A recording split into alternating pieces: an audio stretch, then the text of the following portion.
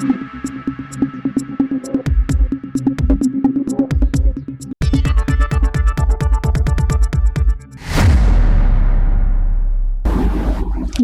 সময় বাংলা সংবাদে আপনাদের স্বাগত। আপনাদের সাথে আমি প্রীতি।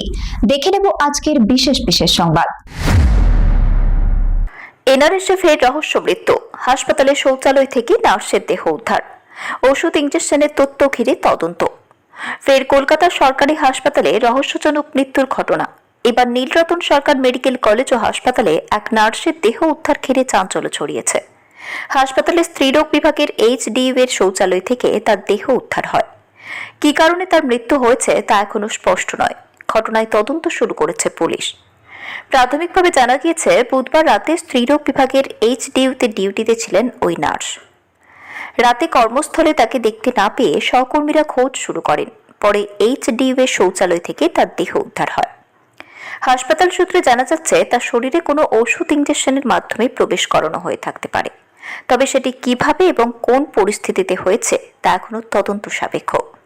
মৃত্যুর প্রকৃত কারণ জানতে দেহ ময়নাতদন্তে পাঠানো হয়েছে।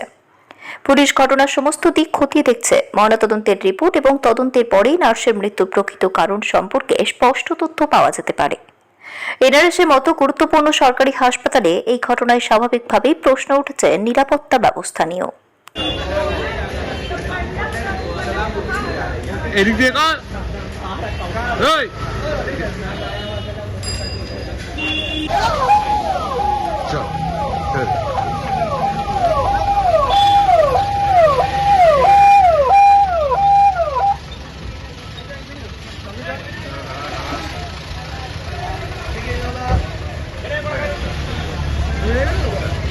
হামলে পড়বে নাকি? তুমি বলা কি ভাই? কোনটা কোথায়? বাইকটা করো কত? কোনটা ব্যাগে? বল। আরে বিকাশ, শোনো। বিকাশ বলে। বিকাশ। দাদা ধর ভাই, চালাটা ধর। ভাই একা তো দাদা কেউ দাদা একটু সরে যাও তো দাদা। না না না, এটা আমাদেরই কাজ। ঠিক আছে, খুলো না খুলো না। আচ্ছা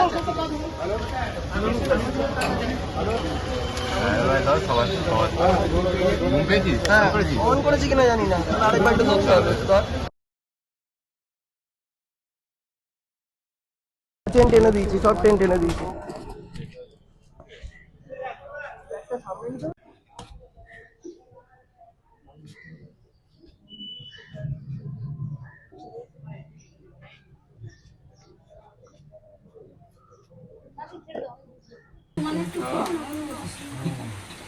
জামাইয়ের নাম কি গো? রাহুল দাস।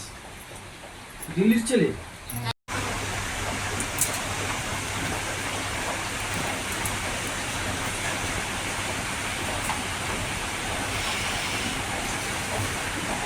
জামাই বাড়ি কোথায়? দিল্লি।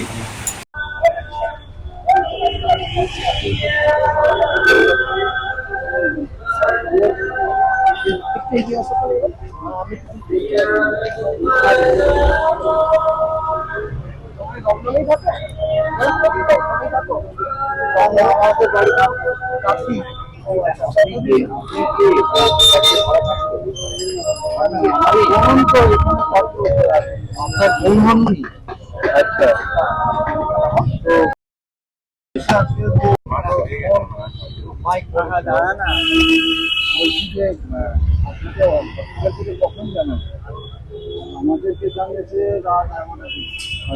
আপনার নাম কি? আপনি কি মেদিনীপুরে থাকেন? কোথায় যায় আপনাদের গ্রামটার নাম কি? পটাশপুর। পঞ্চায়েত কি? আমাদের পঞ্চায়েতের সাউথ। আচ্ছা, তারপর কখন এলেন? আজকে সকালে এলেন? কালকে রাত 2টার সময় বেরোচ্ছে। আচ্ছা, সকালে পৌঁছেছি। দাদা শুনুন, আপনি সারাদিন ঠান্ডায় বসে আছে, মনের দুঃখ দুঃখ কিছু বলে রাখছি তো? দুঃখ দুঃখের কাছে কিছু বলেছিল? ঠিক আছে। আর এমনি মানে হাসপাতাল থেকে সব কোঅপারেট করছে তো, মানে সহযোগিতা করছে তো? স্বামী এসছে? হ্যাঁ, ওই লাল। আচ্ছা আচ্ছা, কি কালারের যাওয়া? তো আপনার নাম? নাম অর্জুন চন্দ্র বর্মন। কি হয়েছে জানেন না? মেয়েটাকে রাত্রে মারা গেছে। কি হয়েছে? মেয়েটার নাইট ডিউটি ছিল, এসেছিল রাত 8টার সময়, এসে রাত 11:30-12টার দিকে সময় গেল মারা গেছে। কি জানলেন কিভাবে মারা গেল? মারা গেল আমার যে মেয়েটা বিয়ে করেছে যাকে, আমার জামাই, সেই ফোন করলো আর কি। নেই আর। হ্যাঁ। কেন কি হয়েছে কিছু জিজ্ঞেস করলেন না? কি ঘটনা? না, ডিউটি গেল, হ্যাঁ, সেখানে রূপালীর নেই। হ্যাঁ, তোমরা এসো। তারপরে খানিক পরে বললো, আধ ঘন্টা পরে রূপালীকে আইসিতে ভর্তি করা হয়েছে।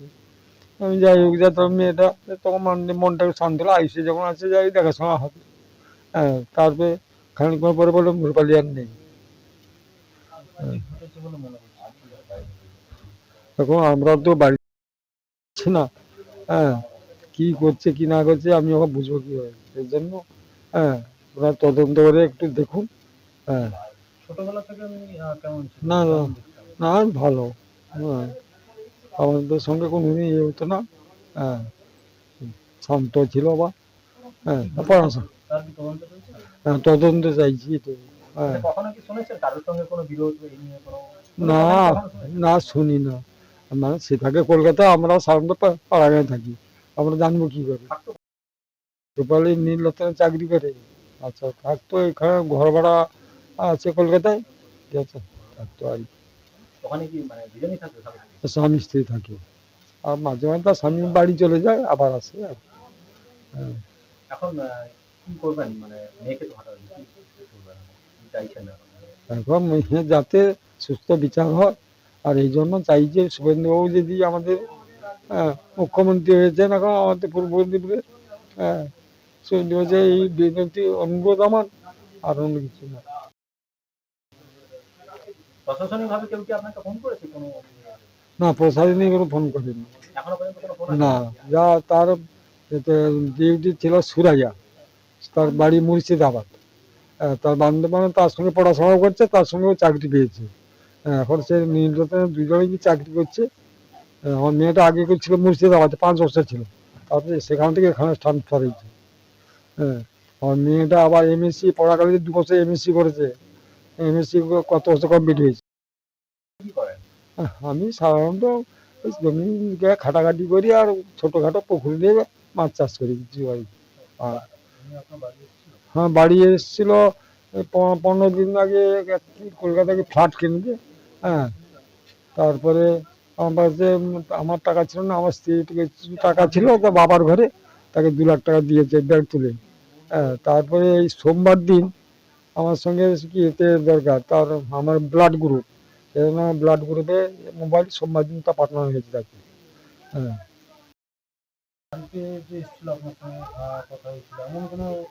না না, আমি কোনোদিন কাউকে বলি, আর দুটা ছেলেকেও বলিনি, আমার বৌমাদেরও কাউকে কিছু বলিনি আমি।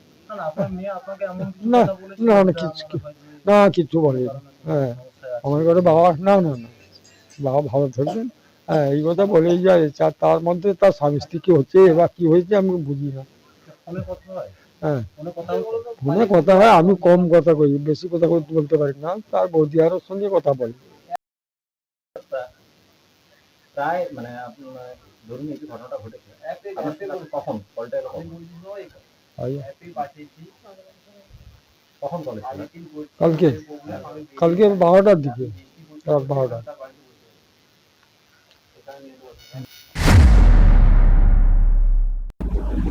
সংবাদ এখনকার মতো এই পর্যন্তই।